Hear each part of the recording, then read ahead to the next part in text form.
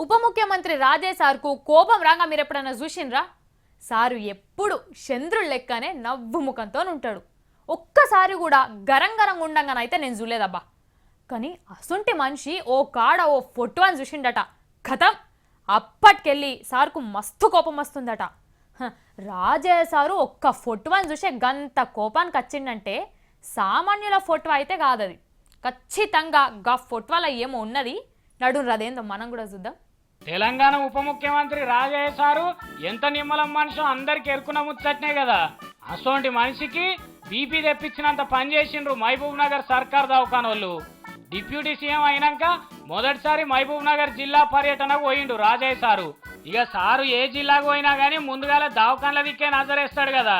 ముందుగాల పాలమూరు జిల్లా ఆసుపత్రికి పోయి అన్న అరుచుకున్నాడు. అట్లనే నాగర్ కర్నూలు సర్కార్ దవాఖానకు పోయిండు.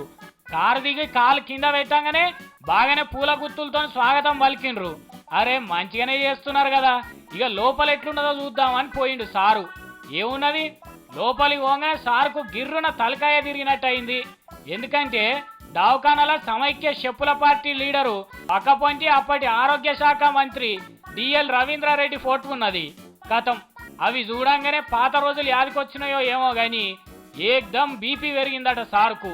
అంతే, ఎవడ్రా ఇవి పెట్టినోడు అనుకుంటా పోయి అవిటిని చింపేసిండట. లెక్కకైతే ఆ జాగల కేసీఆర్ సార్ బొమ్మ రాజయ్య సార్ బొమ్మ ఉండాలి.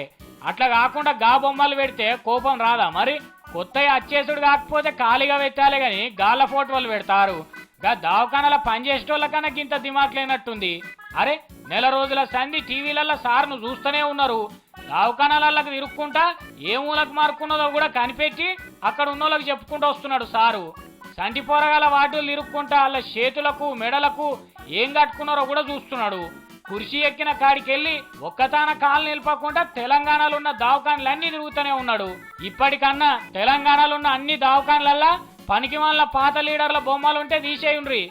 ఎందుకంటే సారు ఎప్పుడు ఏ దవాఖానకు పోయి తనిఖీ చేస్తాడో తెలియదు మరి.